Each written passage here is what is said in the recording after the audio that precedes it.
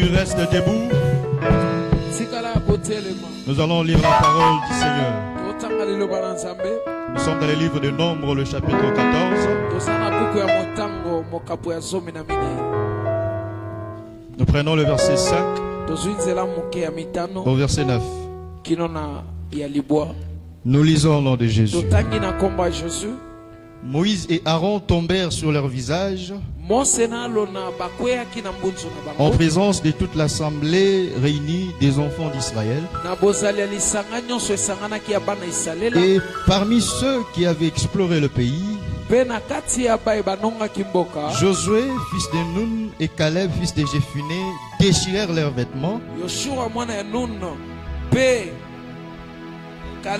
Caleb et parlèrent ainsi à toute l'assemblée des enfants d'Israël. Le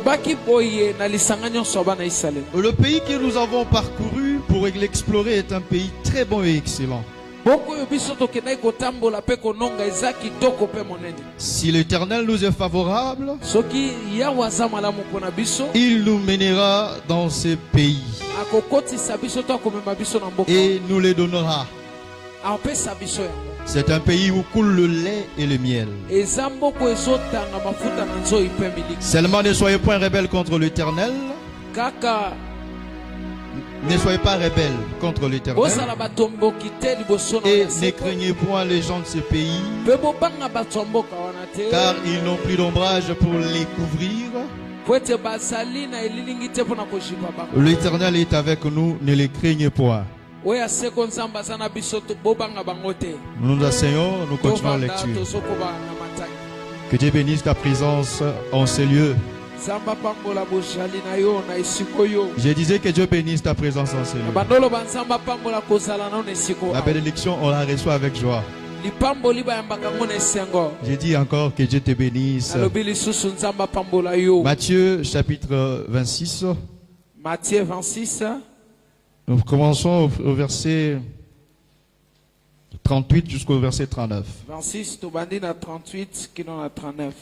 Il leur dit alors. Il là, c'est Jésus. Mon âme est triste jusqu'à la mort. Mon âme est triste jusqu'à la mort. Restez ici et veillez avec moi. Puis ayant fait quelques pas en avant, il se jeta sur sa face et pria ainsi.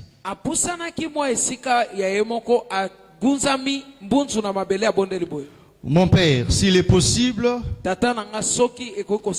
que cette coupe s'éloigne de moi. Toutefois, non pas ce que je veux, mais ce que tu veux. Galates, le chapitre 5. Galates, chapitre 5.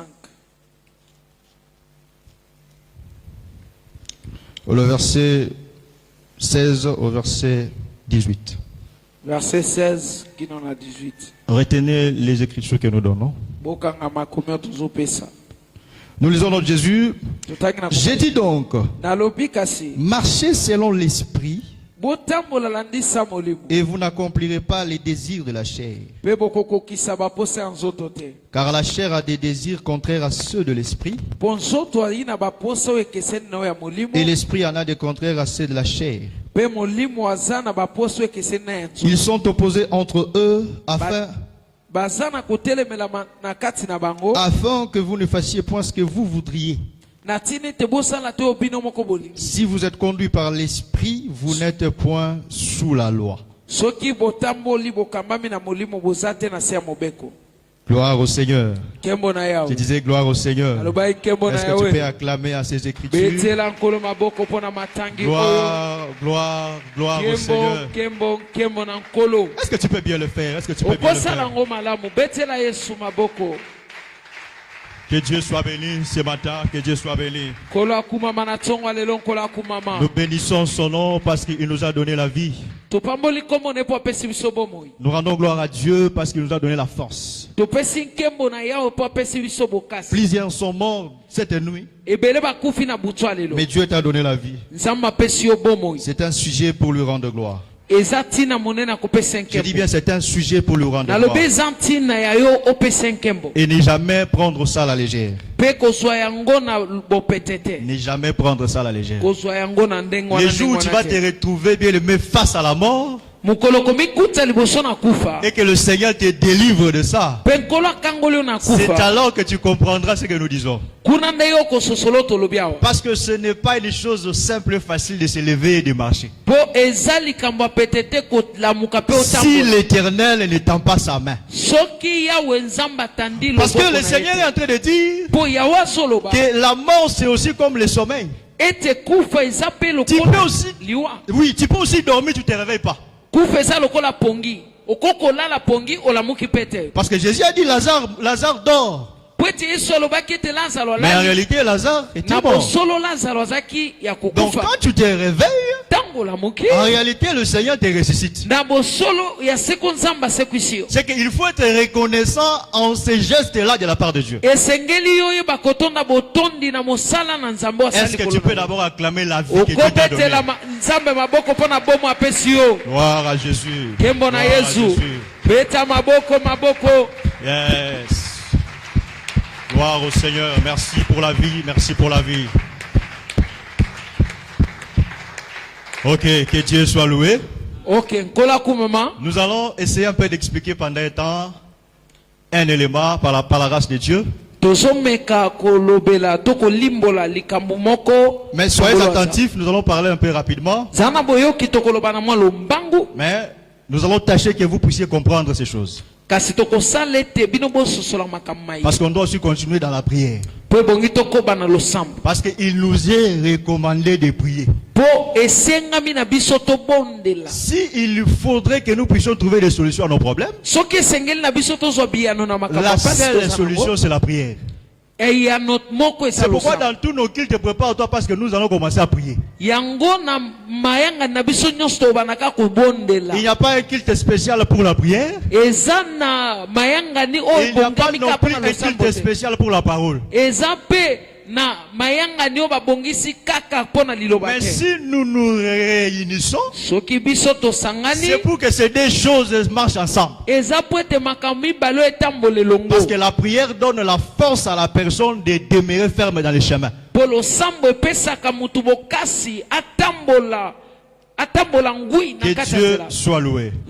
Nombre 14, le verset 8. Nombre 14, 8. Là où nous avions lu, la Bible dit que Josué et Caleb s'élevèrent et commencèrent à parler. Il dit, si l'Éternel nous est favorable, il nous mènera dans ce pays et nous la posséderons. Mais notre problème aujourd'hui, nous ne sommes pas dans la condition si. Gloire au Seigneur. Mais nous sommes déjà dans, nous enlevons si la condition. Mais nous gardons seulement la foi que nous sommes déjà à l'intérieur. Et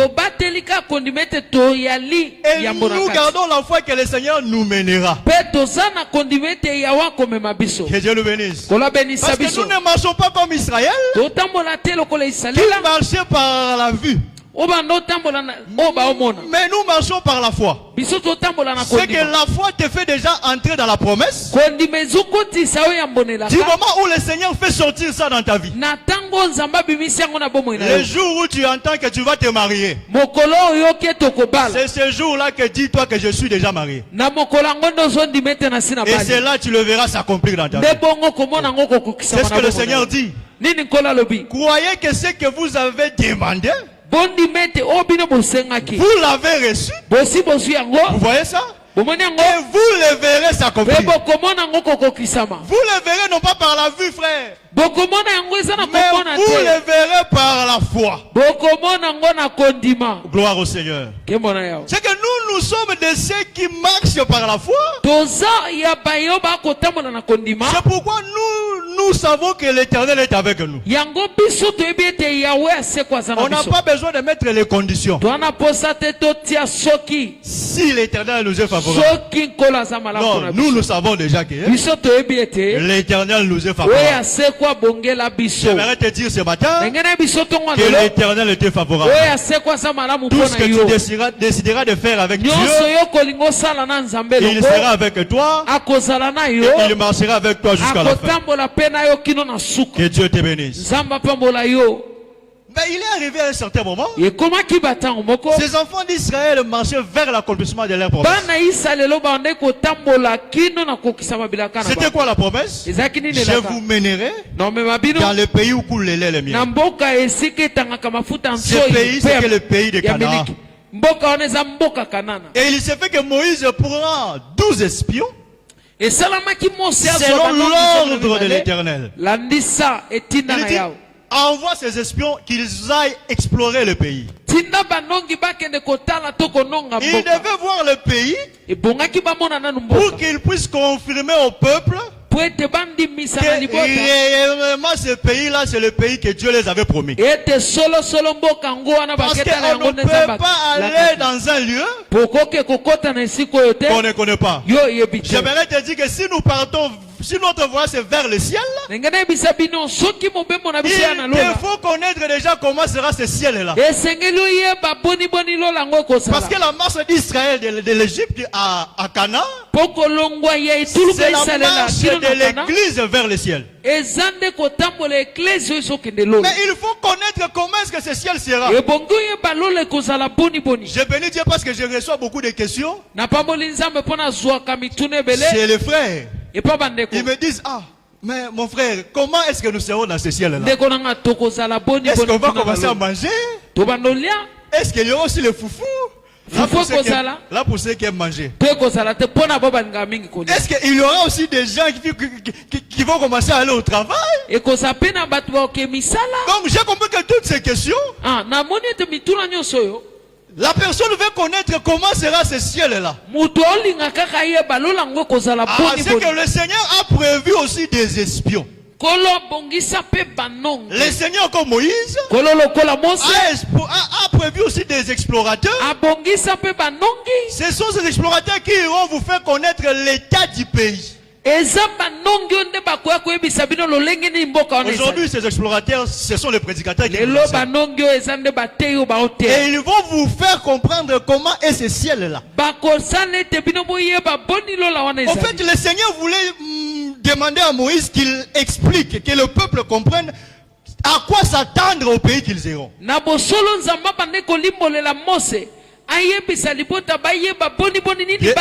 Bien-aimé dans le Seigneur, si tu ne connais pas ce que tu t'attends dans les chemins de Dieu, parfois tu vas te dire, ah, mais si Dieu te révèle à quoi tu t'attends, tu vas t'y accrocher et tu ne vas pas perdre espoir. J'aimerais te dire que ce chemin, c'est le chemin de la vie. Les autres vont mourir parce qu'ils n'ont pas accepté de marcher dans ce chemin. Mais toi tu mourras aussi comme eux. Mais tu ne resteras pas dans la tombe. Ce jour-là, frère, tu vas ressusciter et tu seras dans la gloire. Parce que le Seigneur a prévu pour toi une fin heureuse. Il est écrit, Dieu a fait toutes choses pour un but. Même les méchants pour les jours de malheur. C'est que s'il y a les jours de malheur sur la terre, ce n'est pas pour toi, ce n'est pas pour moi, c'est pour les méchants. Gloire à Dieu, parce qu'un méchant est différent d'un juste. Parce qu'un juste, lui ne marche pas selon un méchant. Un méchant marche par la vue. Quand il regarde son problème et ne marche pas, quand il voit les difficultés commencent à se multiplier, le méchant se dit, le chemin qu'on nous avait dit, ce n'est pas un bon chemin. Ce n'est pas un bon chemin. Tel que je suis en train d'avancer ici, je suis une femme. J'ai déjà 40 ans. J'ai déjà 45 ans. Je ne suis pas encore marié. Mais on me dit de marcher dans la sanctification. Si tu es un méchant, tu vas te dire, non, je vais aller voir ce vieux-là du quartier. Je vais aller voir ce féticheur-là. Il va me donner quelque chose. Comme ça, je vais attirer les hommes. Et ainsi, je vais me marier. Pourquoi? Parce que tu marches par la vue. C'est que si tu marches par la vue, tu vas finir par cette vue-là. Mais tu n'es pas un méchant, frère. Tu n'es pas une méchante. J'aimerais te dire, bien-aimé dans le Seigneur, qu'on ne te trompe pas. Si les paroles des gens, si les gens ont prononcé des mots contre toi, et que ça t'a poussé à commencer à culpabiliser, ça t'a poussé à commencer à te dire, est-ce que Alléluia. j'aimerais te dire que ces paroles ne sont rien. Dieu ne te voit pas comme un méchant. Dieu ne te voit pas comme une méchante. Dieu te voit comme un juste. Je dis bien, Dieu te voit comme un juste. Quelles que soient tes faiblesses. Mais le regard de Dieu sur toi, ce n'est pas le regard des frères partout. Ce n'est pas le regard des frères Abel. Ce n'est ni le regard d'un frère d'une sœur ici. Mais la manière dont Dieu te regarde, Dieu te considère comme un juste.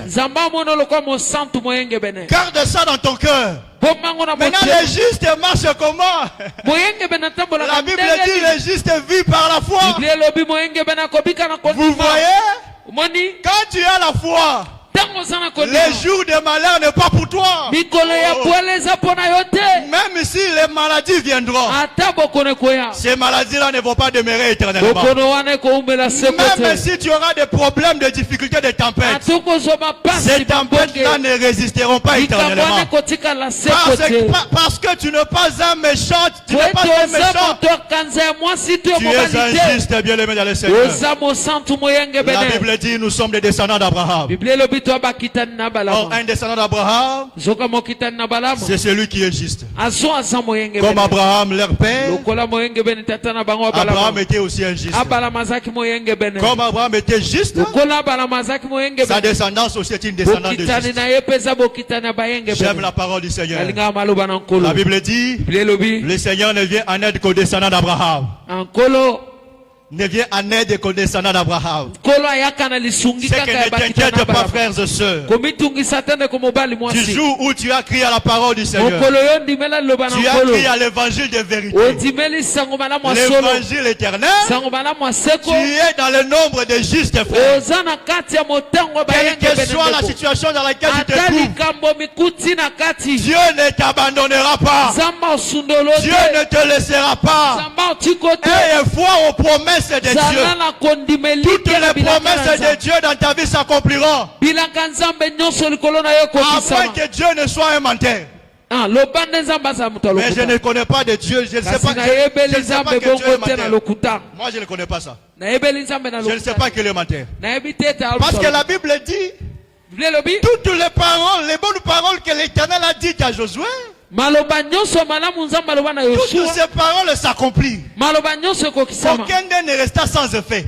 Je déclare que les paroles de Dieu viennent s'accomplir dans ta vie au nom de Jésus. Que tu sois élevé en toutes choses au nom de Jésus.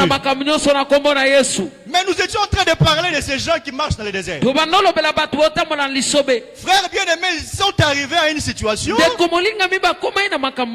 Les rapports de 10 autres espions ont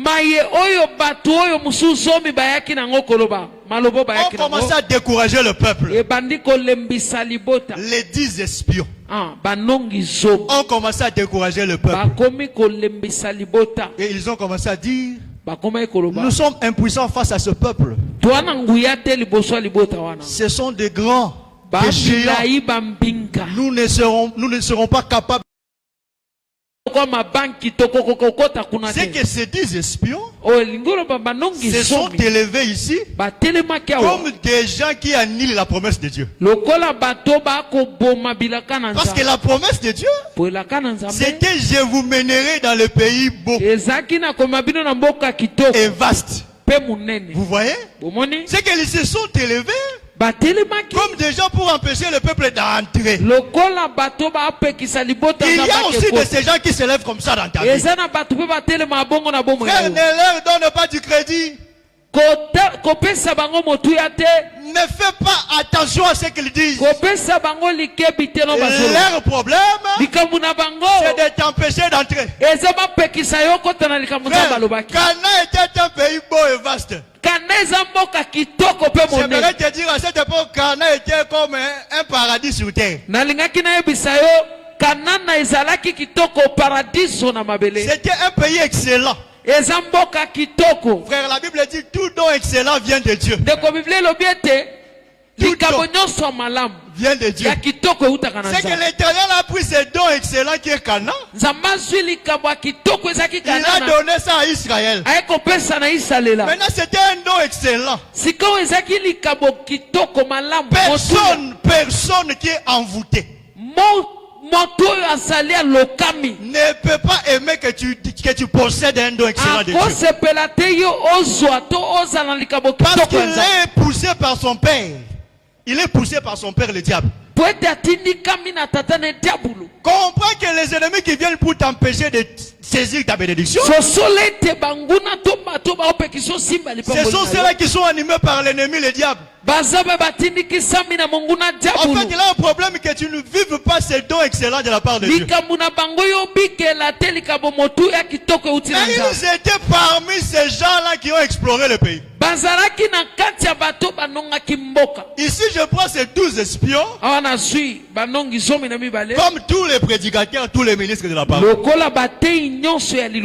avant d'amener le peuple au ciel, l'Éternel doit d'abord les amener là-bas pour voir comment est ce ciel-là, afin qu'ils viennent maintenant prendre le peuple pour les amener. Il y a de ceux-là aussi qui sont partis avec d'autres ministres, d'autres prédicateurs. Mais quand ils sont rentrés, au lieu de donner un rapport favorable, ils ont commencé à décourager le peuple. Frère, si tu vois un prédicateur qui t'empêche d'avancer dans les chemins de Dieu, comprends que c'est parmi les 10 esprits. Mais qu'est-ce que tu dois faire? Ne l'écoute pas. Mais tu vas écouter qui? Tu dois écouter ceux qui te motivent et t'encouragent dans les chemins de Dieu. Frère, pourquoi la Bible dit que les prédicateurs seront jugés sévèrement? Parce qu'ils ont la charge, ils ont la responsabilité de vous mener dans ce pays beau, vaste et excellent, qui est le ciel. Que Dieu nous bénisse. C'est que dans ce chemin-là, on doit voir des prédicateurs qui donnent toujours des rapports favorables.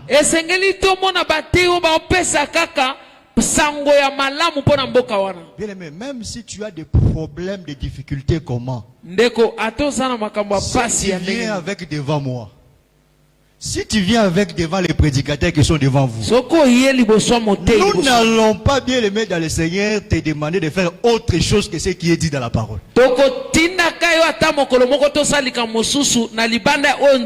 que nous savons que c'est le chemin de la parole qui va t'aider à atteindre et à toucher la promesse que tu attends.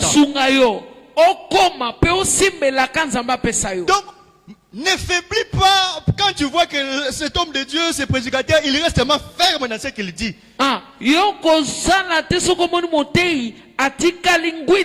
J'ajoute encore, ne nous fuis pas.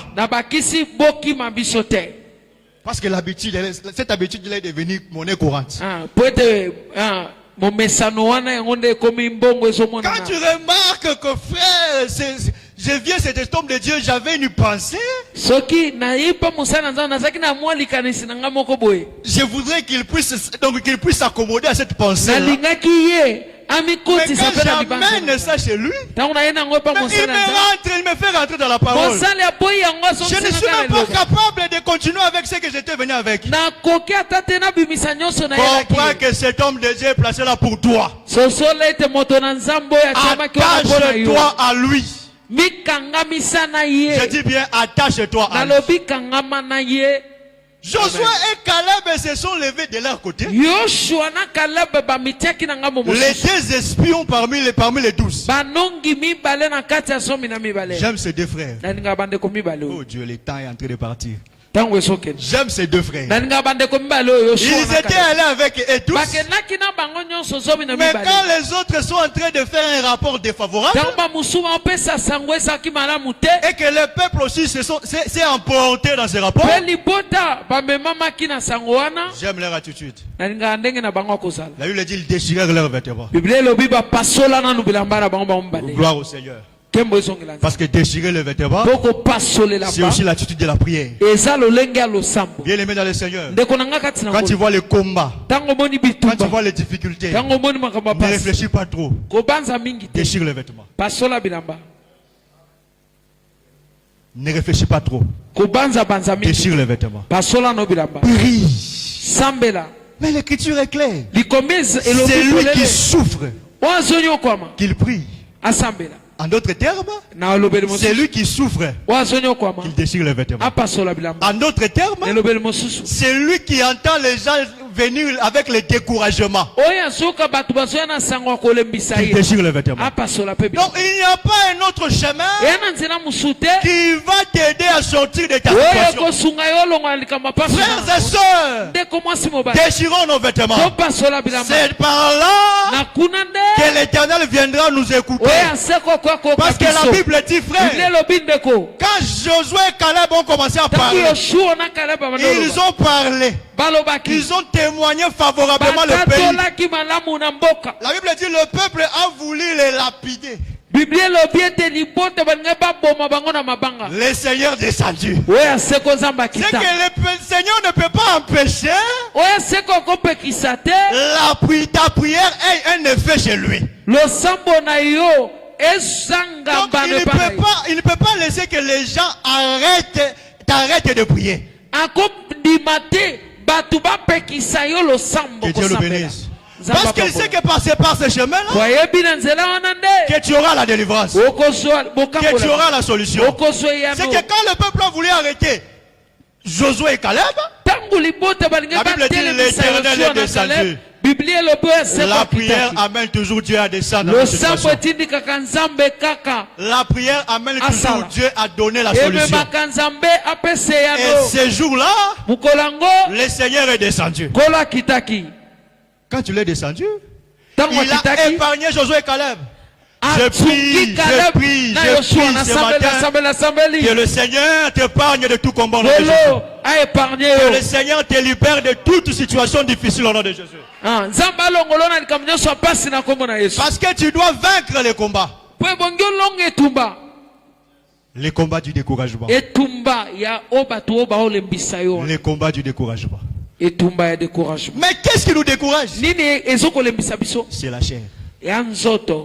Que Dieu le bénisse. C'est la chair qui nous décourage. Écoutez, frère, dans l'homme, je crois que je l'avais déjà dit précédemment, dans l'homme il y a trois parties. Il y a l'esprit, l'âme et le corps. Dans l'homme, ok. Dans l'homme, il y a l'esprit, l'âme et le corps. Il y a ces trois parties-là. Mais il faut faire très attention avec la partie du milieu. Parce que c'est la partie du milieu qui définit la personnalité de l'homme. La partie du milieu, c'est l'âme. Non, la partie du milieu, c'est l'âme. Qu'est-ce que Jésus dit? Dans Matthieu 28. Matthieu 26 où nous avions lu. Jésus va à Gethsemane. Il était prêt à mourir. Prêt que le Seigneur accomplisse ce dont il était venu faire. Mais il a regardé tout ce qu'il devait souffrir. La Bible dit, Jésus a pleuré. Il a dit, oh Père, s'il était possible, éloigne de moi cette coupe. Vous voyez la prière là de Jésus. C'est l'âme de Jésus qui priait. Parce que Jésus dit, mon âme est dans l'angoisse. C'est qu'il prend maintenant, l'âme commence maintenant à prier. Mais quand l'âme prie, l'âme au lieu de prier selon l'esprit, l'âme commence à prier selon la chair. Parce que c'est la chair qui a vu la souffrance. Père, Papa, s'il est possible, éloigne de moi cette coupe. Vous voyez? L'âme s'est attachée à la chair. Et l'âme a parlé selon la chair. Jésus, hein? Ici c'est Jésus. C'est Jésus. Je vous dis que c'est Jésus. Parle qui prie. Mais sa prière va vers l'âme, va vers les corps. Mais j'aime Dieu. Parce que si le Seigneur était resté là, on aurait dit aujourd'hui que tu peux aussi marcher selon la chair. Gloire au Seigneur. Parce qu'il ne s'est pas arrêté là. La Bible dit, toutefois, que ta volonté soit faite. Ah, j'ai compris, frère, que l'âme s'est penchée un peu dans la chair. Mais comme Dieu ne peut pas nous laisser dans la chair, l'âme est retournée vers l'esprit. Et l'âme a marché avec l'esprit jusqu'à la croix pour détruire la chair. J'aimerais te dire, frère, ne te laisse pas conduire par la chair, parce que la chair t'empêchera d'aller vers l'élévation. Parce que la croix pour Jésus, c'est l'élévation, frère. Oh, que Dieu nous bénisse. Mais c'est ce que la parole de Dieu est en train de dire. Galates chapitre 5. Il dit, vous donc, vous devez marcher selon l'esprit. Et non selon la chair. Quand la Bible dit, vous donc, c'est toi l'âme. Est-ce que vous comprenez? C'est toi l'âme. Parce que l'homme, l'identité de l'homme, c'est dans l'âme. Lévitique dit, la vie c'est dans l'âme. Que Dieu le bénisse. C'est que c'est ton âme qui va dicter si tu vas aller dans l'esprit, si tu vas être conduit par l'esprit, ou si tu vas être conduit par la chair. Ainsi l'apôtre dit, ne vous conduisez pas donc selon la chair.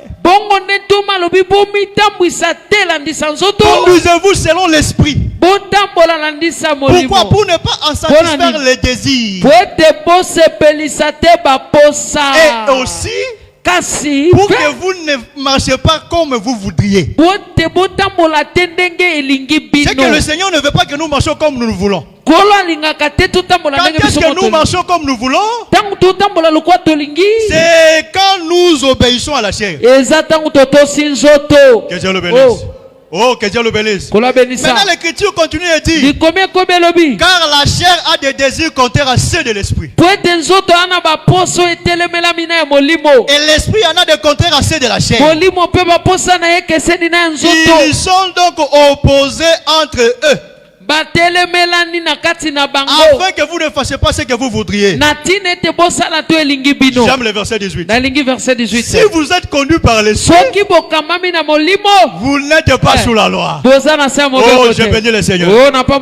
Parce que la loi, c'est les 10 espions. Que Dieu le bénisse. Les 10 espions ici qui voulaient décourager, c'est la loi. Parce qu'ils sont au nombre de 10. La loi est représentée par les chiffres, les nombres 10. C'est que la loi est venue décourager le peuple pour les empêcher d'entrer dans le pays. C'est que ici, je voudrais ici toucher Josué et Caleb. Gloire au Seigneur. Gloire au Seigneur. Comme l'esprit. Comme l'esprit. Que Dieu le bénisse. Josué et Caleb ici, c'est l'esprit. Parce qu'ils ont dicté. Ils ont dicté les rapports au peuple. Mais les rapports étaient contraires au rapport des 10 espions. Ah, c'est ça, frère. La chair a des désirs contraires à ceux de l'esprit. C'est que les désirs de Josué et de Caleb, c'était d'entrer dans le pays de Canaan. Oh, je prie ce matin que Dieu te donne l'esprit d'aller et d'entrer. Que ne pas retourner en arrière ou soit avoir peur, bien aimé, de combat. Parce que l'esprit est élevé ici comme le conducteur. L'esprit est élevé ici, bien aimé, dans le Seigneur comme le roi. Ah, je crois que le Seigneur avait bien choisi de choisir aussi Caleb de la famille de Juda. Parce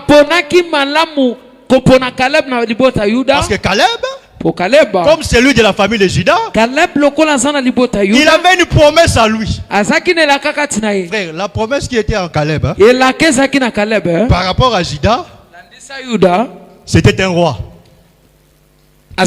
C'était celui bien aimé dans le Seigneur dans la bataille. Il ne peut pas reculer devant la bataille. Or Caleb comme Juda, c'est Jésus, c'est l'esprit en toi. C'est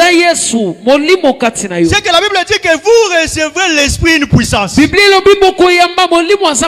que quand nous avons l'esprit en nous, qui est Caleb et Josué, bien, on ne va pas résister face au mal, face aux difficultés. Voilà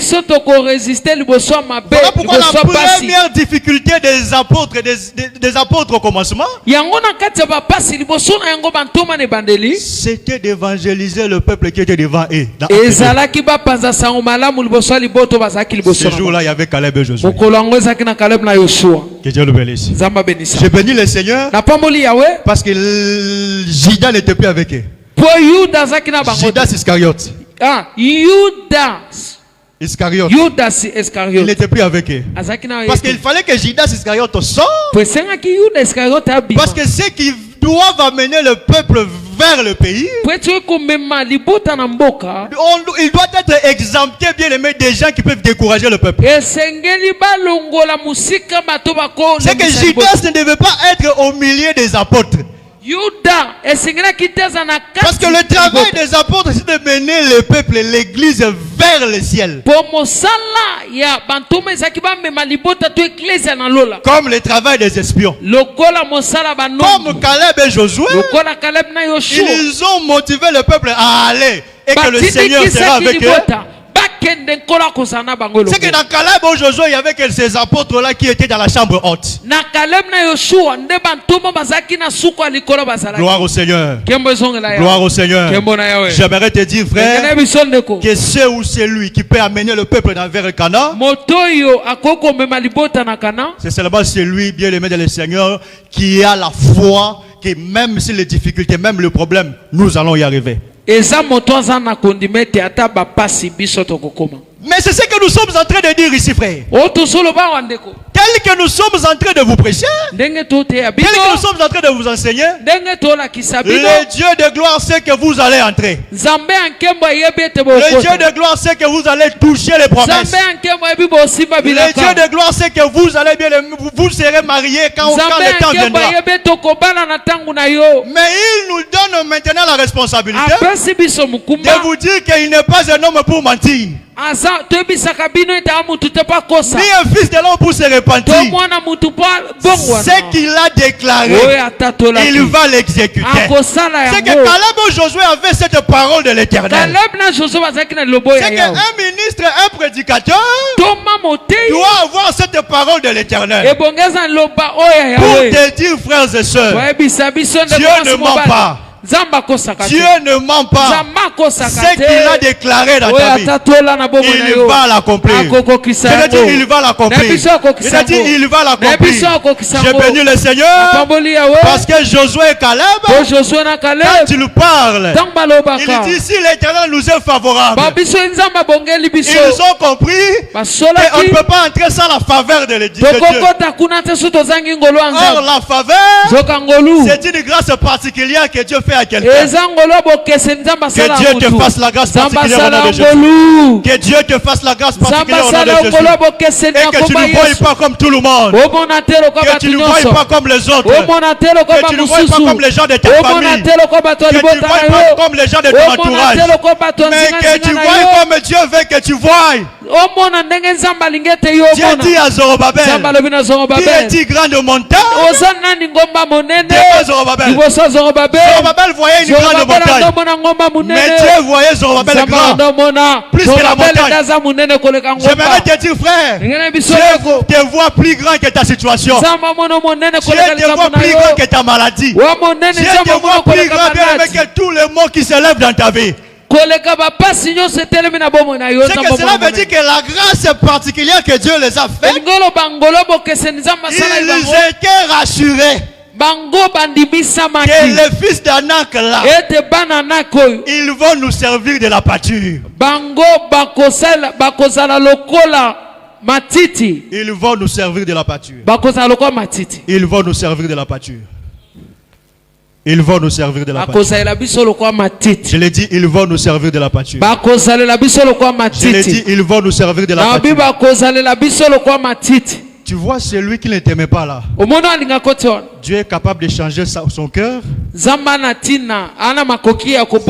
par lui que tu sois aussi béni. Parce que la promesse dit, ils nous serviront de pâture. Tu vois l'oncle là qui s'est toujours levé dans la famille, dans ta vie, et prononcer des paroles de malédiction. La Bible dit ils nous serviront de la pâture. Tu verras seulement ces mêmes oncles là commencer à changer de paroles, à dire que tu es ma fille, tu es mon enfant. Pardonne-moi, je ne savais pas ce qui s'est passé. Ce n'est pas lui, frère. C'est l'Éternel qui a fait en sorte que cet oncle-là te serve de pâture. C'est que les problèmes qui s'élèvent dans ta vie,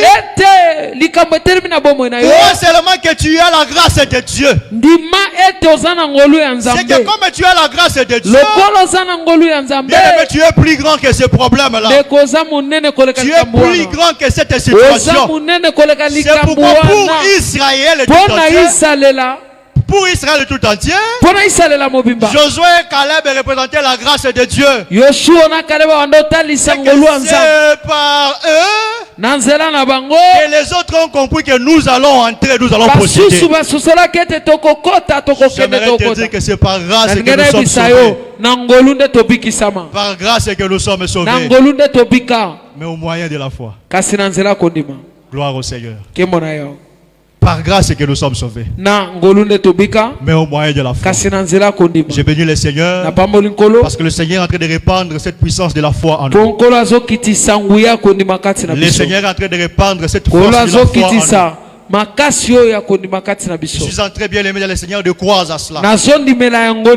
Parce que les tempêtes ont soufflé. Les vents ont soufflé. Mais le Seigneur a décidé de répandre cette foi en nous. J'aimerais te dire que bien aimé dans le Seigneur ne t'emporte pas par les difficultés. Il y a une puissante force de la foi que Dieu est en train de transmettre. Désormais, tu ne prieras plus comme tu as d'habitude de prier. Tu vas même toi-même comprendre que bien aimé dans le Seigneur, tu es en train de résister dans des situations que tu ne résistais pas avant. Et Dieu est en train de le faire. Dieu est en train de le manifester. Parce que le Seigneur ne peut pas nous donner la grâce sans nous donner les moyens. Vous voyez, les hommes me disent il n'y a pas de vision sans provision. Mais notre provision ici, c'est la foi. Kasi biloko ebomba mipona. Notre provision ici, c'est la foi. La foi, c'est la foi qui nous mène à posséder tout ce que Dieu nous a donné. La grâce nous ouvre les portes de la bénédiction. La foi nous mène à posséder, à posséder, à posséder. Je suis en train de déclarer dans ta vie que Dieu te donne à posséder tout ce que tu as perdu. Que Dieu te donne à posséder tout ce que tu as perdu au nom de Jésus. Que Dieu te relève dans ta situation difficile au nom de Jésus. Là où tu étais à pécher, que Dieu te lève au nom de Jésus. Là où tu ne voyais plus que tu peux être guéri de ta maladie, que le Seigneur te guérisse au nom de Jésus. Aucune situation n'est plus grande devant Dieu. Aucune, je dis bien aucune. Ce matin, le Seigneur veut te relever. Il veut te relever. Le Seigneur vient te sortir de là. Au nom de Jésus. Au nom de Jésus. Au nom de Jésus. Est-ce que tu peux te lever là où tu es? Tu te lèves là où tu es. Tu commences à dire adieu à moi. Dis adieu seulement. Relève-moi. Relève-moi. Relève-moi.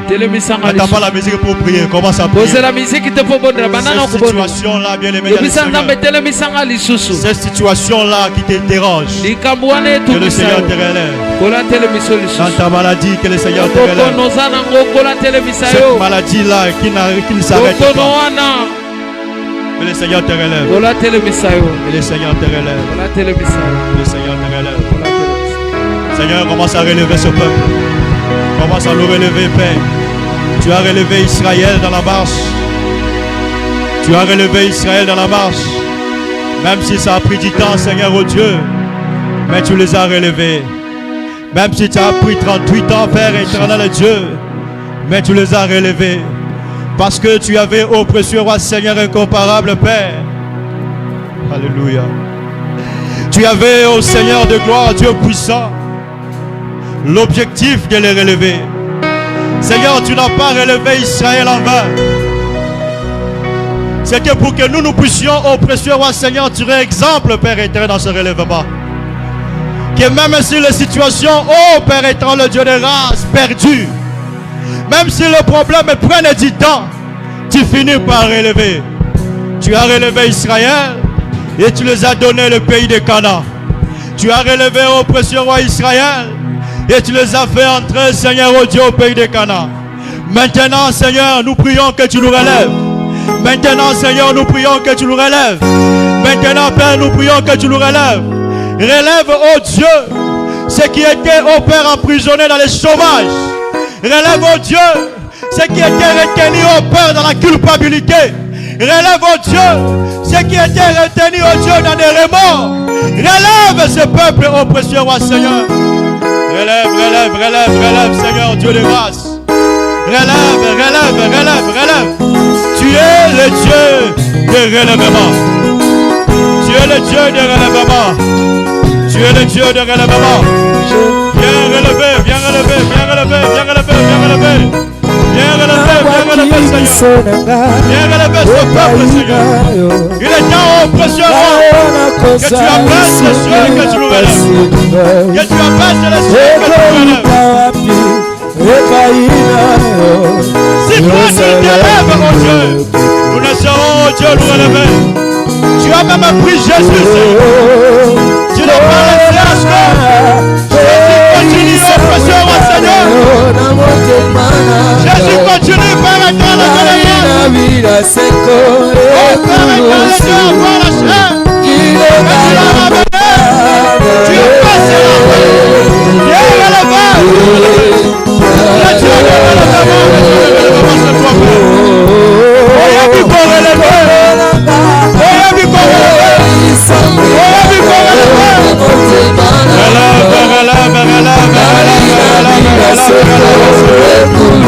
Relève ce peuple. Relève ce peuple. Relève-nous.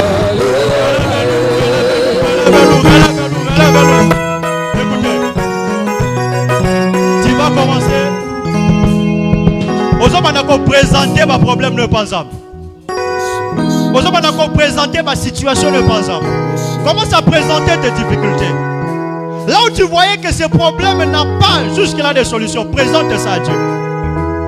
Dis à Dieu, Seigneur, je viens avec mes situations te les présenter. Que de là où le Seigneur est, qu'il entende et qu'il vienne te secourir. Élève ta voix, commence à prier, présente tes problèmes au nom de Jésus. Commence à prier.